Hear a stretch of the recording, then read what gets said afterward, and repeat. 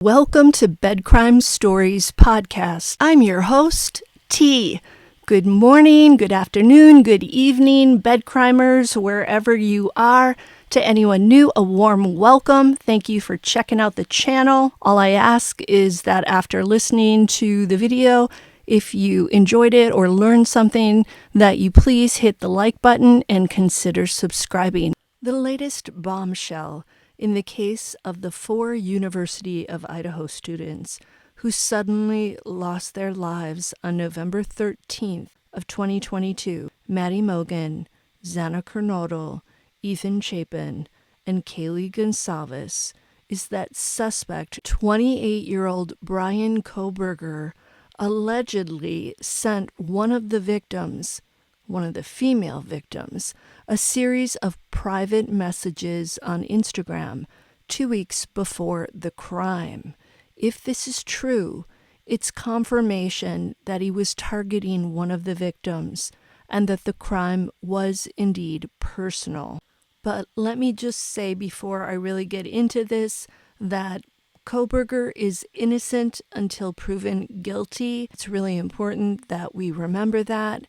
But he's also the cops' one and only suspect. The Instagram news was reported by People magazine, who said the information came from an unnamed investigator. Although People is not typically celebrated as a serious publication, and they have been known to publish misinformation once in a while, I believe they do take their reputation seriously, and they do their best to avoid being sued.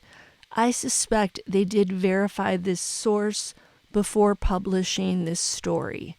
We know there's a gag order that says none of the attorneys or investigators or anyone else working on the case is to talk about it.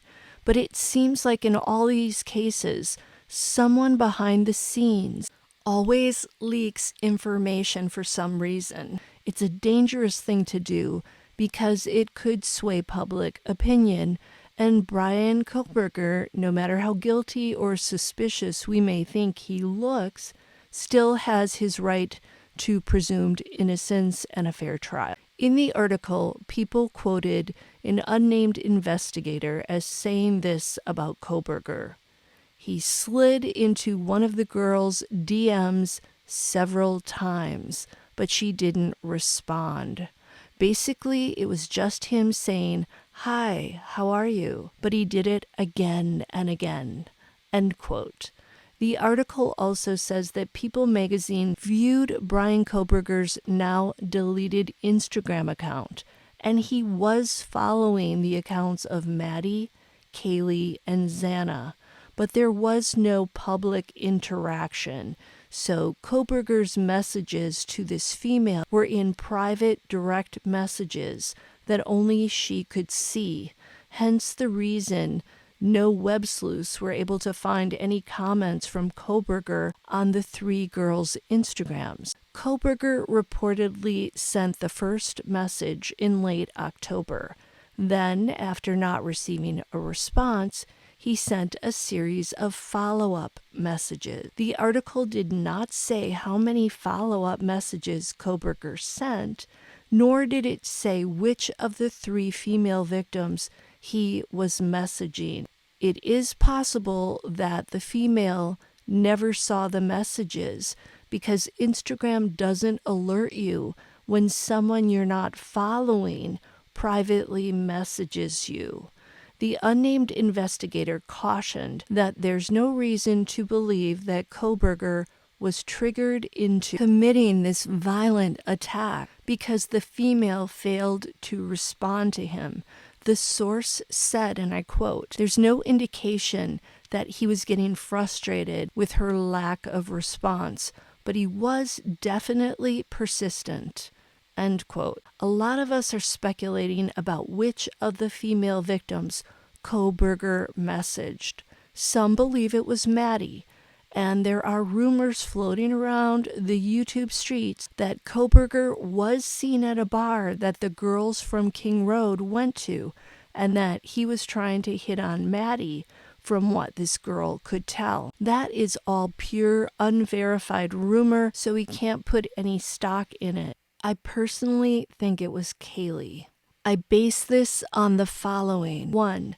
The more severe wounds Kaylee is said to have suffered. Her father said this, and the article in Air Mail magazine where Sergeant Gunderson, who was one of the first 3 officers inside the home after the 911 call, Sergeant Gunderson described particularly gruesome injuries on Kaylee. 2, Kaylee telling people she had a stalker. And 3, her breakup with Jack D., which is said to have occurred 3 weeks before the crime.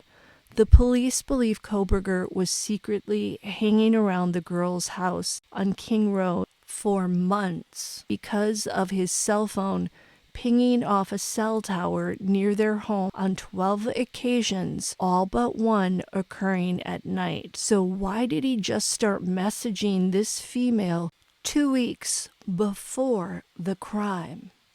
Is it possible Kohberger found out about Kaylee's breakup? And if she is the girl he messaged on Instagram, was the breakup the reason he suddenly bombarded her with messages 2 weeks prior to the crime? It's weird to keep sending messages to someone who is ignoring you.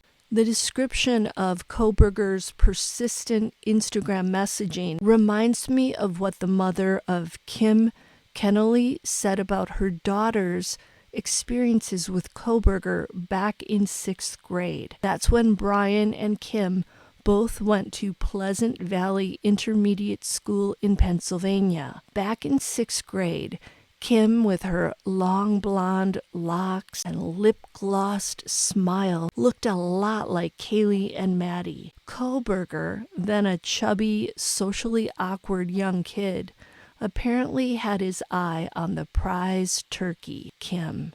He is said to have developed a mad crush on the blonde Barbie lookalike, and he wasn't shy about letting her know. Per Kim's mom, Brian was always telling her daughter, "Oh, Kim, I think you're pretty."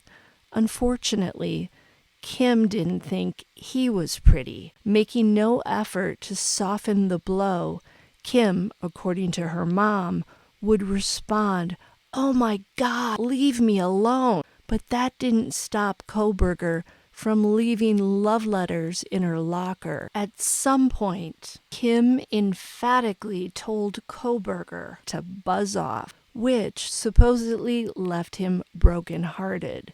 You'd think Kohberger would have learned from this painful experience not to keep pursuing someone who ignores or rejects you, and maybe to set his sights on someone more within his own league. I hate to say that, but we all know how the cliques in high school work. We know that between his junior and senior years in high school, Kohberger lost a massive amount of weight, upwards of 100 pounds. He also took up boxing and heroin. The first item, perhaps to lean out and be able to fight back against the bullies. The second, perhaps to self-soothe. Experts say addicts often start using drugs as a way to treat emotional and physical pain. To lose 100 pounds is a physical and a mental feat.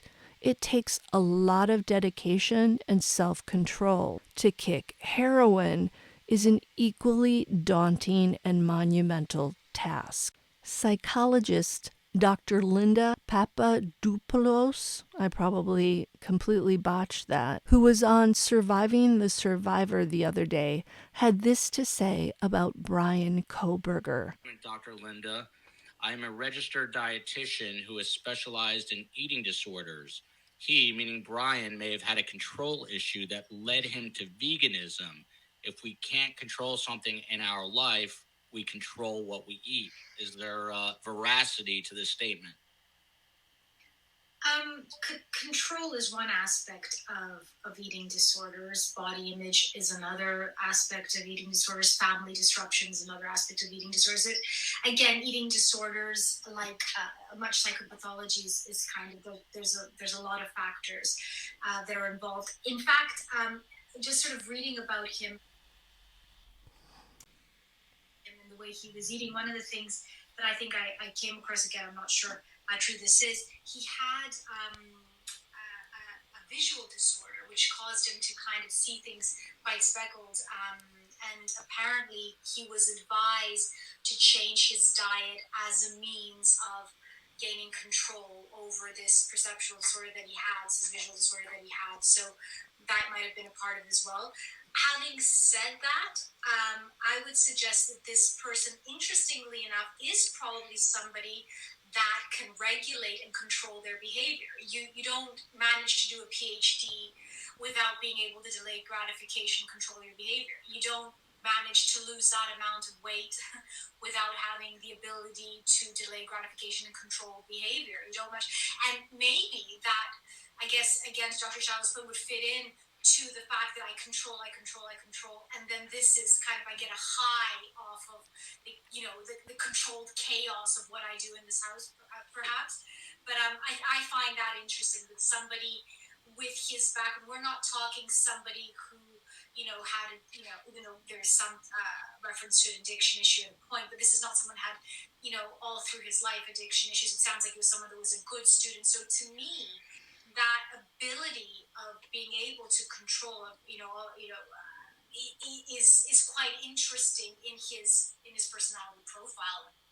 Clearly, Kohberger had the ability to control himself in many ways. He lost the weight. He allegedly kicked the addiction. He became vegan to treat his visual snow syndrome symptoms. He obtained 2 degrees and was on his way to earning a PhD. For a guy who seemed broken in those posts on the visual snow syndrome message board, he certainly picked himself up and found a way to excel. Although Kohberger's clearly bright and able to excel academically, what he doesn't and didn't seem able to do is escape his awkward social self, feel authentic emotions, silence what he himself called his crazy thoughts, and stop his seesawing between delusions of grandeur one minute and zero self-esteem the next. Kohberger either could not figure out how to become a charismatic girl magnet, or it was always going to be an impossible task. Perhaps his self-described inability to feel emotion and his ineptitude at reading other people and picking up on social cues were things he started to realize he could never fix. If he's the perpetrator of this crime, was this realization that he might never get the attractive female he desired and might never have an intimate relationship with any female for that matter? Is that why he developed into a person without empathy? Is that where all the rage came from? You can't do what he allegedly did to the 4 students and have even an ounce of empathy in you. Former FBI investigator and security expert Pete Yakmetz, he believes Kohberger's unyielding attempts to reach the female victim could be a symptom of the incel complex. Yakmetz explained that he thinks it's possible Brian Kohberger was driven to harm the students by his history of social issues.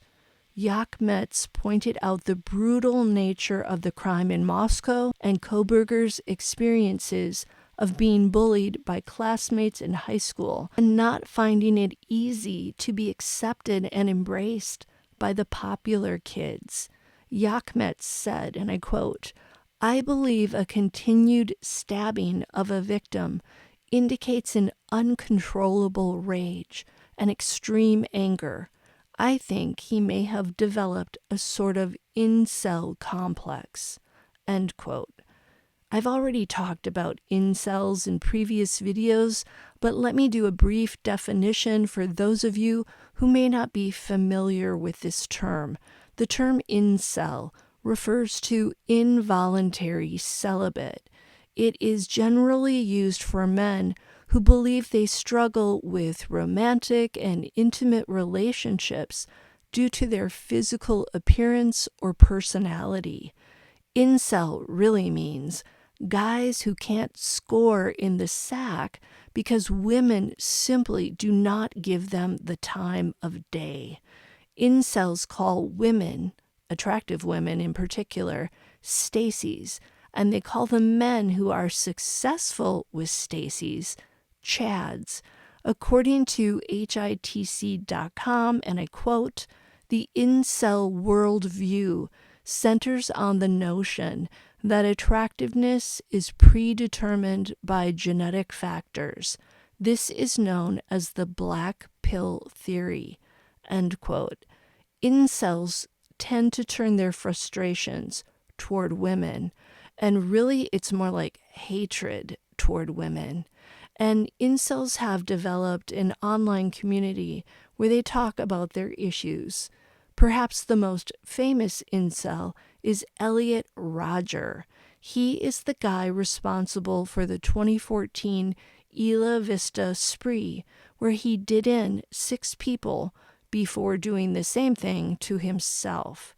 The only problem with the incel theory in connection to Brian Kohberger is that normally incels who go on fatal sprees or attacks do themselves in after they've wreaked havoc and harmed other people, and they usually leave behind a manifesto-type autobiographical account of their struggles to become non-celibate. According to the Center for Research and Evidence on Security Threats report, the incel ideology has been a rising motivation for a number of these lethal sprees during the past decade. Obviously, Brian Kohberger did not do anything to himself after he allegedly committed the crime, and he doesn't strike me as someone apt to do this. His belief that he can fully exonerate himself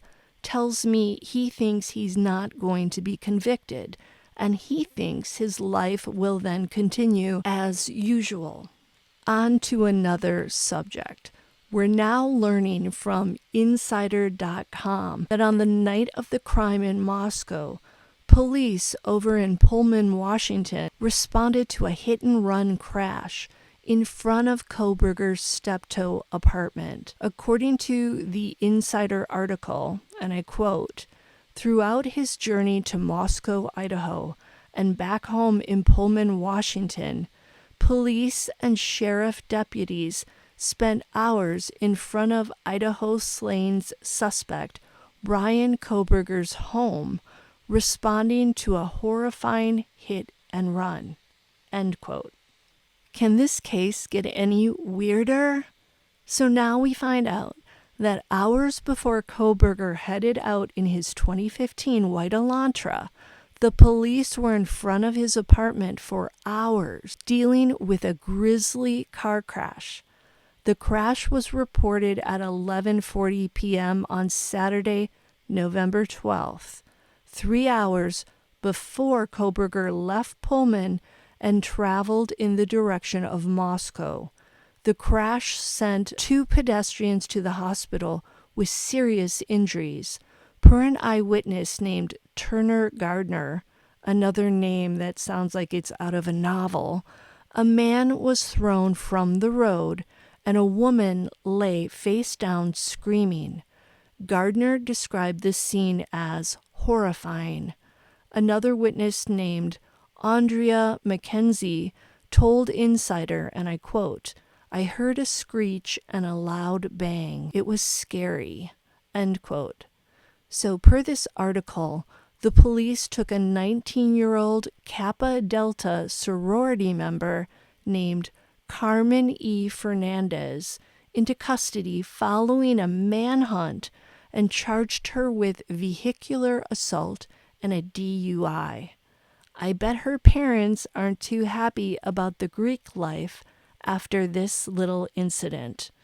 Sorry, but I know nada about Greek life, and this case makes me think there's a whole lot of drinking and shenanigans going on Greek Row. Don't come for me, it's just an impression that I'm getting. The article goes on to say, and I quote, "There is a chance Kohberger witnessed the crash before leaving his apartment at 2:52 a.m. on November 13th. Cellular data shows he was home during the crash and could hear and see the street from a second-story window." End quote. And we know from Kohberger's downstairs neighbor that he was something of an insomniac, so it's easy to imagine him being up and awake, hearing this awful crash, and then looking out the window at it. The article goes on to say, and I quote, "The police response to the hit and run blocked the most direct way to Kohberger's home, one of only two ways to access his apartment building. The route that was open that night requires turning 4 times on residential streets and going over 4 speed bumps before connecting with a main road. The route police blocked had 1 turn and 1 speed bump." End quote. So after this crash, according to both cell phone data and surveillance cameras, during the early morning hours of Sunday, November 13th, Kohberger drove his white Elantra 11 miles to Moscow and then allegedly committed the crime. The article goes on to say that by 5:30 a.m., cell tower pings showed Kohberger's phone back at his apartment. According to witnesses, the police were still on his street dealing with this car crash. Now that is fascinating. All along I've wondered how Kohberger could have managed to get back inside his apartment after committing this very messy crime without anyone seeing him covered in red. We know that there are about 50 minutes between the time the Elantra was seen speeding away from the girls' neighborhood in Moscow at 4:20 a.m. to when Kohberger arrived back at his apartment in Pullman around 5:30 a.m. That drive should have only taken about 10 minutes. But we know he took a very circuitous, long route instead of the direct path on Highway SR 270. Kohberger, knowing police would likely still be in front of his apartment complex when he arrived home at 5:30 a.m. post the crime, reinforces my belief that he went somewhere during those 50 minutes to discard the black clothing that Dylan described the masked perpetrator as wearing, which had to have been saturated, and he likely washed his face and hands off too. I doubt he would have gotten out of his car and walked into his apartment upstairs, still dressed in the clothes he wore during the commission of the crime, if he is the perpetrator. It sounds like the Pullman police were still in front of the Steptoe Apartments at 9 a.m. when Kohberger left once more for Moscow. The Insider article says, and I quote, "It's unclear if the crash had anything to do with the killings or if it was a simple coincidence." End quote. I feel like we're all caught on a tightrope, wondering if Kohberger is a blundering idiot criminal who thought he knew it all, or if he really is an evil genius. We have people wondering if he left the leather sheath behind as a calling card. Now we're hearing that the University of Idaho's computer system went down starting at 6:30 a.m. on the day of the crime, preventing anyone from communicating on it, and I'm assuming preventing campus surveillance camera footage from being available. Now we're going to be questioning whether or not Kohberger played a role in this accident, as in, did he somehow set this car crash in motion as a diversion to keep the cops' eyes off of him and focus squarely on the car's accident victims? Who the heck knows? Time hopefully will tell. Until the next time on Bed Crime Stories, do me a favor, smash that like button, subscribe to my channel. I don't think you'll regret it, and I'll see you next time.